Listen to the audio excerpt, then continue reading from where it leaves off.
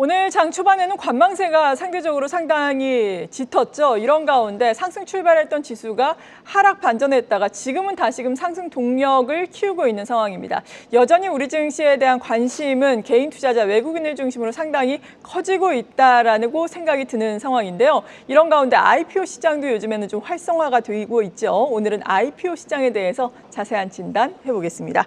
오늘 이 시간 혁신 IB자산운용의 이경준 대표와 함께합니다. 어서 오세요. 네, 안녕하세요. 네. 지난해와는 IPO 시장도 네. 좀 분위기가 달라지고 있잖아요. 네네. 최근 이 몇 달 사이에 상장하고 있는 기업들을 보자면은 상장 첫날 상당한 시세를 분출을 하고 있거든요. 네. 하반기 IPO 시장도 이러한 양상이 이어질 수 있을까요? 네.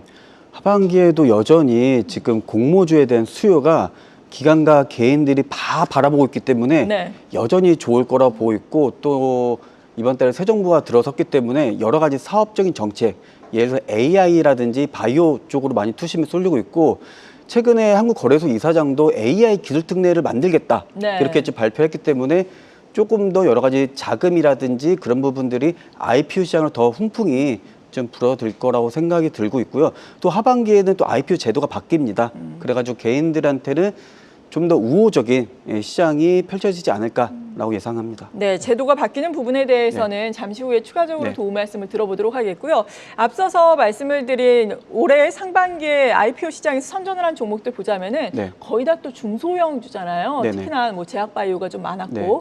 이런 가운데 대형주 같은 경우에는 대역급이라고 일컬어지는 종목들 몇몇 기업들 보자면은 롯데 글로벌로지스, 네. DN 솔루션즈 등 네, 같은 네. 종목들은 또 상장을 연기하기도 했잖아요. 네네. 왜 이러한 약간의 양극화가 나타나고 있는 네. 건가요? 일단 중소형주 같은 경우는 대부분의 수요가 엄청나게 많습니다. 네. 예를 들어가지고 뭐 오늘 링크 솔루션도 한 뭐 40% 이렇게 올랐는데, 좋아요. 예. 이게 공모 규모 자체가 100억 정도밖에 안 되면은 저희 회사 정도가 가용할 수 있는 자금이 1000억이 넘어요. 근데 저희 회사처럼 한 운영사가 500개가 되고 네. 이름사도 한 500개가 되면은 저희 같은 1000억 이상을 약간 구현할 수 있는 데가 1000개가 넘는다는 얘기예요.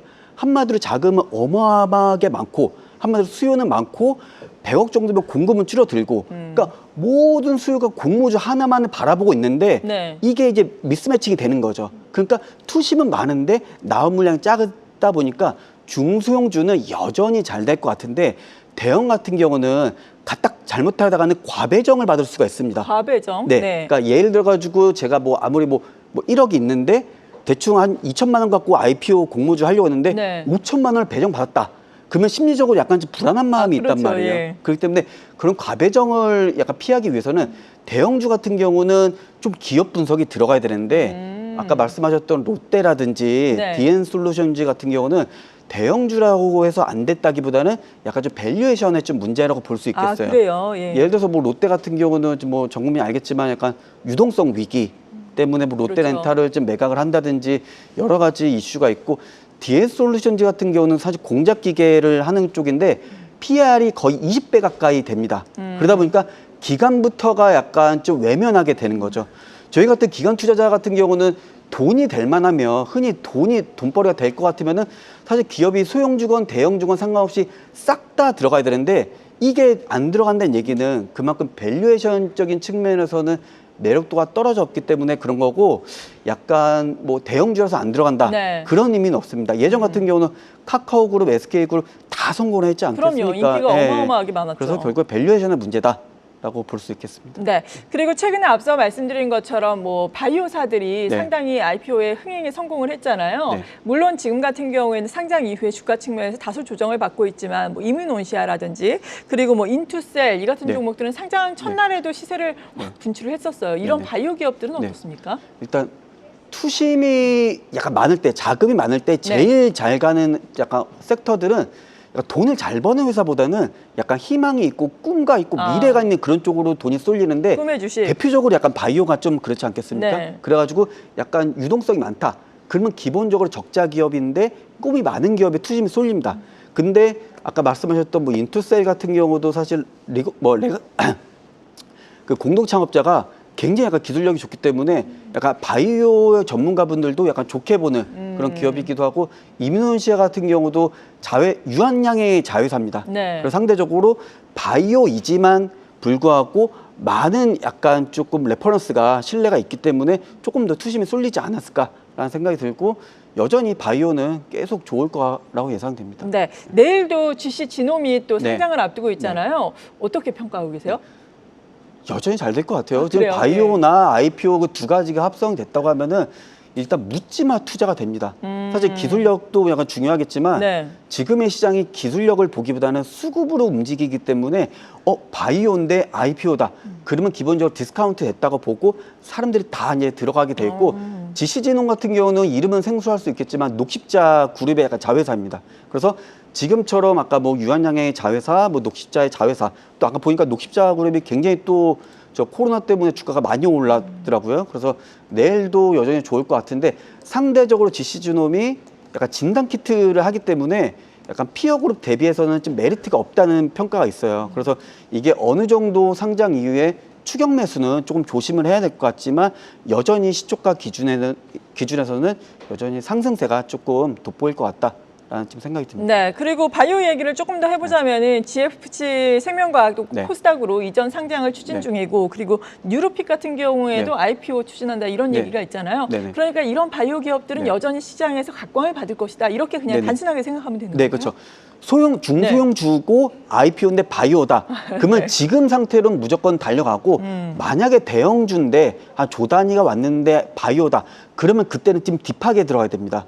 왜냐면 말씀드린 분석을 해야 것처럼 된다. 예. 지금 자금 유동성이 어마어마하기 때문에 지금이 갈 데가 없어요.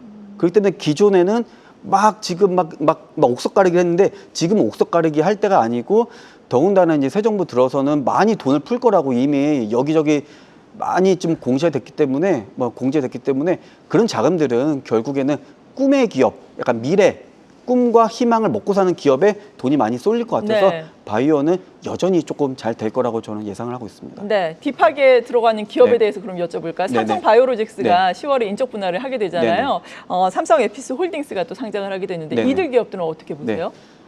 지금 상태로는 보기가 쉽지가 않은데 이게 IPO가 아니어가지고 제가 전반적인 분석은 좀 사실 어렵습니다. 네, 그럼에도 인적 불구하고 분할이니까, 예. 이게 이슈만으로도 좀 오르는 게 있을 거예요. 이슈만으로도 오르고 기본적으로 인적 분할하면은 약간 기업 자체가 가벼워지기 때문에 저는 수급적으로 말씀드리면은 두께로 쏠림 현상이 여전히 있을 것 같지만 이게 말씀드린 것처럼 이미 기대감이 많이 반영되어 있어서 약간 지금 약간 그 공시를 발표하기 전에 그거를 그 기업을 분석을 반으로 쪼개고 그거를 비교 합쳤을 때 너무 과도하게 거품이 껴있다라고 하면은 그거마저는 좀 추격 매수를 조금 조심해야겠지만 전반적으로 시장에 약간 좀 영향으로 인해 가지고 약간 수급이 깨졌거나 오버행이 나왔을 때 그때 약간 좀 들어가는 게 있어야 될 것 같습니다. 네.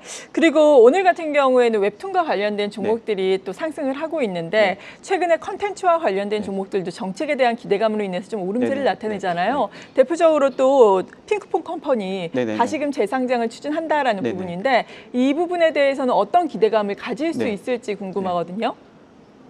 일단 컨텐츠 같은 경우는 네. 지금 뭐 사람들이 말로는 뭐 한한령이 뭐 해제된다 뭐 한다고 하는데 그런 기대감이 있으면은 컨텐츠는 기대감만으로 오르는 종목이긴 합니다. 그리고 더 핑크퐁 같은 경우는 사실 그 아기상어가 네. 굉장히 단일 어떤 상품으로서 약간 좀 호불호가 좀 갈리긴 하는데 그런 위험 부담이 있는 거예요? 네, 그런 위험 부담이 있지만 제가 예전에 SMG 엔터라고 핫쇼핑 뭐 지금 뭐 요즘 좋잖아요, 또. 애기들한테는 거의 뭐 BTS급인 네. 그런 기업이어가지고 뭐 IPO 할 때 떨어질 거다 뭐하다 얘기는 하고 있지만 사실상 IPO 이후에 지금 주가가 엄청나게 올랐습니다. 그리고 뭐 말씀드린 것처럼 BTS 같은 경우도 저전에 뭐 걔네 군대 가면 주가가 없어지네 상패네 막 이런 얘기 많았는데 네.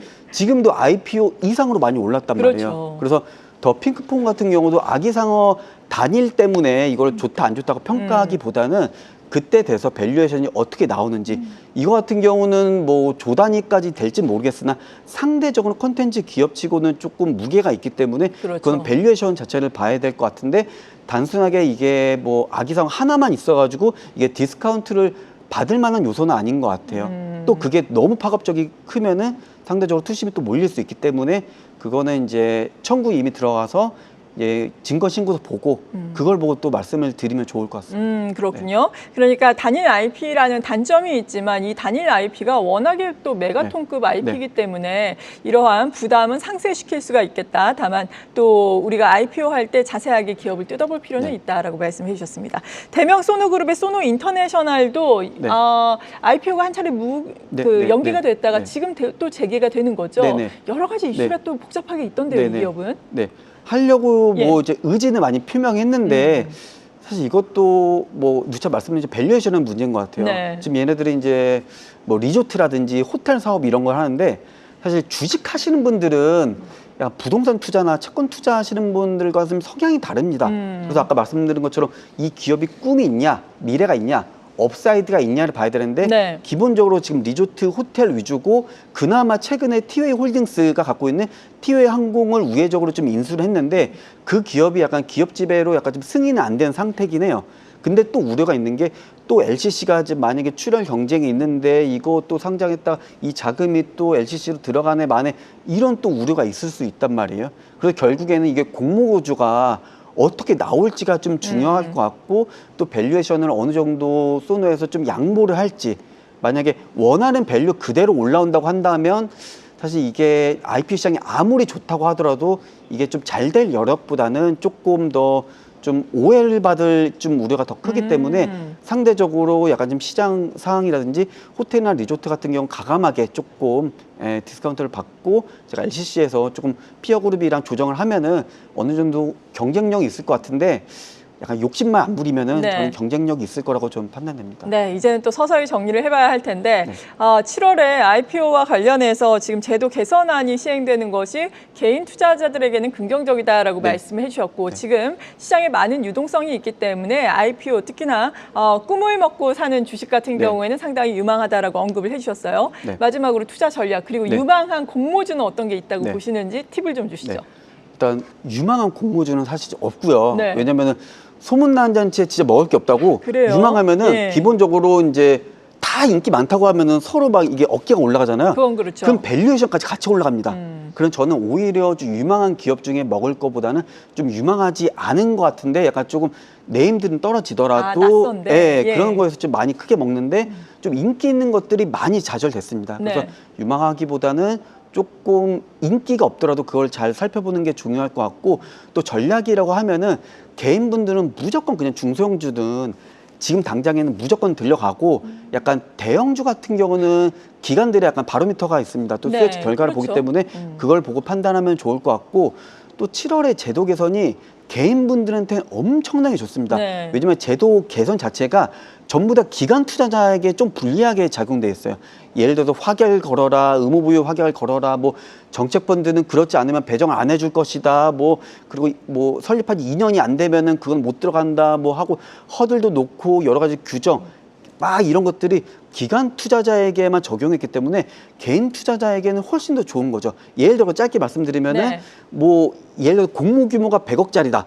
그러면 그 100억짜리면은 약간 유통 물량이 줄기 때문에 첫날에 막 오버슈팅이 엄청나게 나오는데 그거 자체를 50억으로 줄어든다고 가정하면 될 것 같아요. 전체 물량에 많이 여러 가지를 다 확약을 걸기 때문에 그럼 개인분들한테는 공모주 받았을 때 엄청나게 첫날에 오버슈팅이 됐기 때문에 좋을 거라고 저는 좀 예상을 하고 있습니다. 네, 이렇게 공모주 시장에 대해서 도움 말씀 들어봤습니다. 혁신 IB 자산운용의 이경준 대표였습니다. 고맙습니다. 네, 감사합니다. 계속해서 다양한 경제 이슈를 알고 싶다면 구독과 좋아요, 알림 설정 부탁드립니다. AI 캐스터 권미정이었습니다.